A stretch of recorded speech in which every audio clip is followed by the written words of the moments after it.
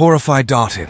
Genghis Khan, यह नाम किसी पहचान का मोहताज नहीं, दुनिया के सबसे खौफनाक सम्राटों में से एक, जिन्होंने अपने युग में दुनिया की 11% आबादी का खात्मा कर दिया था। चीनी लोग उन्हें जंगली कहते थे, जबकि यूरोपियंस उन्हें शैतान कहते थे। उन्होंने हालांकि किसी में फर्क नहीं किया, जो उनके रास्ते में आया उसे काट डाला गया। मंगोलिया के पहाड़ियों में रहने वाला एक कबीलाई लड़का कैसे दुनिया के सबसे बड़े साम्राज्य का मालिक बन गया? ऐसा क्या था उनमें कि सभ्यता के दूत चीन और पर्शिया उनके सामने टिक नहीं पाए?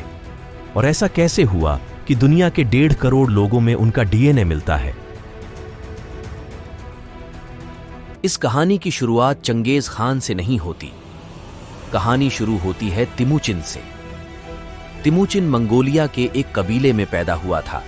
तब मंगोलिया में कोई एक साम्राज्य नहीं था, अलग अलग कबीले थे जो आपस में लड़ते मरते रहते थे। इसी लड़ाई के चक्कर में तिमुचिन के पिता की हत्या हो गई। तिमुचिन का एक सौतेला भाई भी था। परिवार की कमान संभालने के लिए दोनों भाइयों के बीच तनाव था और तिमुचिन ने अपने भाई को मार डाला। कहानी कहती है कि एक दिन शिकार के बाद तिमुचिन का भाई मछली लेकर भाग गया। तिमुचिन को आया गुस्सा और उसने भी अपने भाई की पीठ पर तीर चला दिया। कहानियां और भी हैं और होना भी लाजमी है, क्योंकि यहां बात हो रही है 12वीं सदी की। कहा जाता है कि तिमुचिन के जन्म के समय उसके हाथ में मांस का एक लोथड़ा था। कबीलाई परंपरा में इसका मतलब था कि यह बच्चा एक दिन दुनिया पर राज करेगा। हालांकि दुनिया पर राज करने के लिए सेना की जरूरत होती है।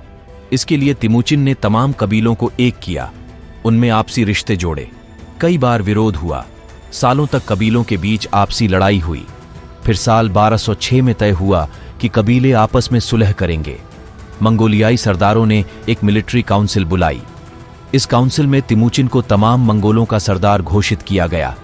मंगोलों के इतिहास की किताब के अनुसार ओनोन नदी के किनारे सफेद झंडे के नीचे मंगोलों ने तिमुचिन को कैगन के खिताब से नवाजा। यहीं से तिमुचिन को एक नया नाम मिला, चंगेज और कैगन। आगे बढ़कर उन्हें खान बनाया गया। इस तरह तिमुचिन को चंगेज खान कहा गया, जिसका मतलब था दुनिया का बादशाह। इस नाम को असलियत बनाने के लिए चंगेज खान ने अपनी सेना के साथ महत्वपूर्ण कार्रवाई की। पहले नंबर आया चीन का। वर्तमान में जिसे हम बीजिंग कहते हैं, तब झोंगडू के नाम से जाना जाता था। झोंगडू जिन साम्राज्य की राजधानी हुआ करता था और ग्रेट वॉल ऑफ चाइना से पूरी तरह सुरक्षित था। इसके अलावा चीन के लोग मंगोलियाई लोगों को जंगली समझते थे और उनसे कोई संबंध नहीं रखना चाहते थे। चंगेज खान अपनी सेना के साथ ग्रेट वॉल के पास पहुंचा और उसने सीज लगा दी। अंदर जाने वाली रसद की सारी लाइनें काट दी गईं। 3 साल बाद जब लोग भूखे मरने लगे तो झोंगडू के सम्राट ने हथियार डाल दिए। चीन के बड़े हिस्से पर चंगेज खान ने कब्जा कर लिया। अगला नंबर आया पर्सिया का। यहां चंगेज खान ने धीरज से काम किया। उसने कुछ जासूसों को भेजा, लेकिन उन्हें पकड़कर उनका हत्या कर दिया गया। इसके बाद चंगेज ने एक आधिकारिक राजदूत भेजा।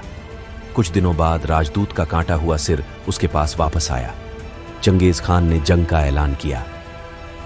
साल 1219 में लड़ी गई इस जंग का जिक्र रॉबर्ट ग्रीन ने जंग की 33 रणनीतियां नाम की अपनी किताब में किया है।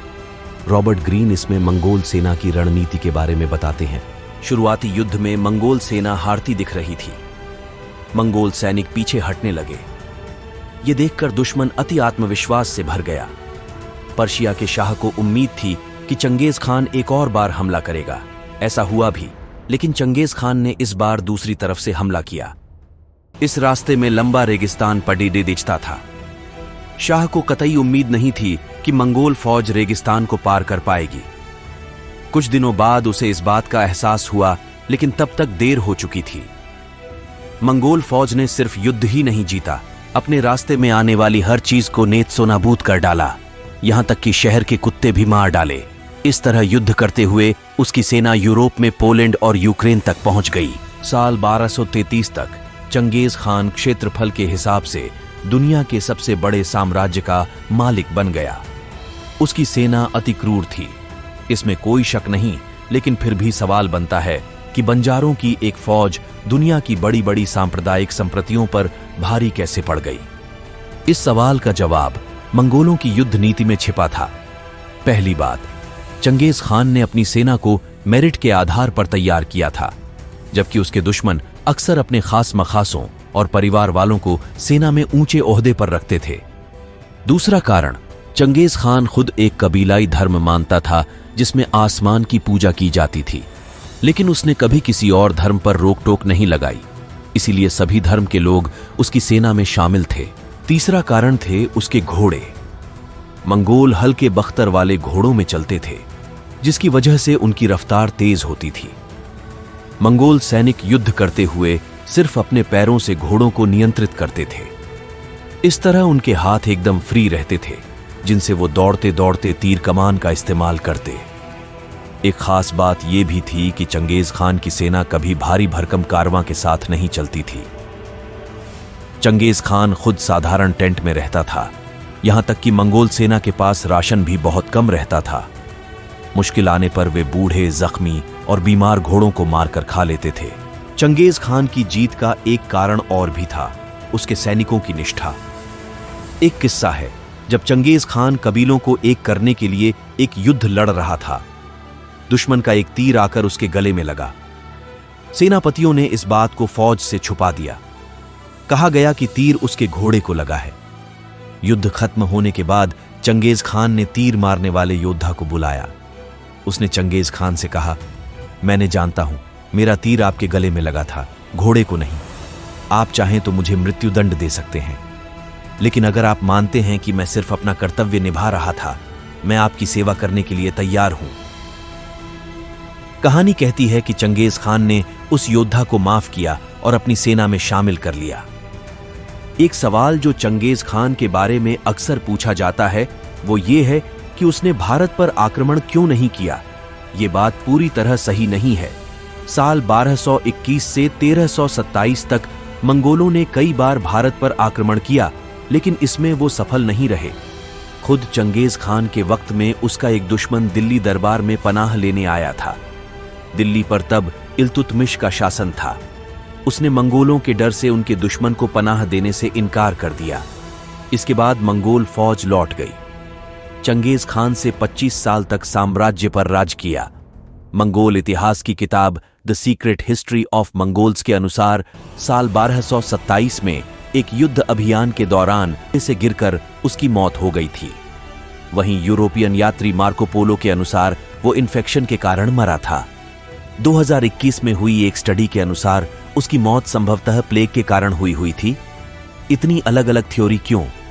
दरअसल चंगेज खान की मौत को लेकर कुछ भी साफ नहीं है। इसका कारण यह है कि वह खुद नहीं चाहता था कि उसकी मौत के बाद लोग उसे याद करें। जीते जी उसने अपनी कोई तस्वीर नहीं बनने दी और मरने से पहले उसने एक फरमान जारी किया कि उसकी कब्र का पता किसी को भी न चले। मंगोल लोक कथाओं के अनुसार जितने लोगों ने उसकी अंतिम यात्रा में हिस्सा लिया था, उन सभी की हत्या कर दी गई ताकि उसकी कब्र न ढूंढी जा सके। मरने से पहले उसका आखिरी बयान था, मैं पूरी दुनिया फतह करना चाहता था, लेकिन एक उम्र इसके लिए बहुत कम है। मरने के बाद उसके साम्राज्य का क्या हुआ? वैज्ञानिक अनुसंधानों से पता चला है कि पूर्व मंगोलिया में एक बड़ी जनसंख्या का डीएनए चंगेज खान से मिलता है।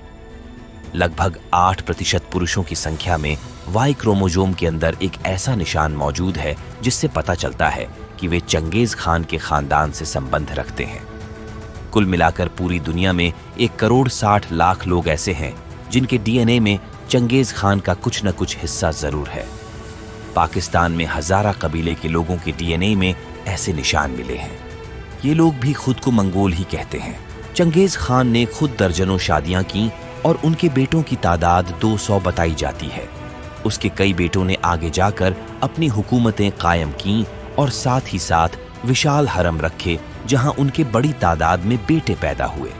तत्कालीन इतिहासकार अता मलिक जुवाइनी अपनी किताब तारीख-ए-जहांगुशा में लिखते हैं, चंगेज खान के खानदान के 20,000 लोग ऐशो आराम की जिंदगी गुजार रहे हैं। मैं ज्यादा नहीं कहूंगा क्योंकि ऐसा न हो कि इस किताब के पाठक मुझ झूठ फैलाने का आरोप लगा दें और ये कहना शुरू कर दें कि इतने कम समय में एक शख्स की इतनी अधिक संतानें कैसे पैदा हो सकती हैं। Horrified Dartin.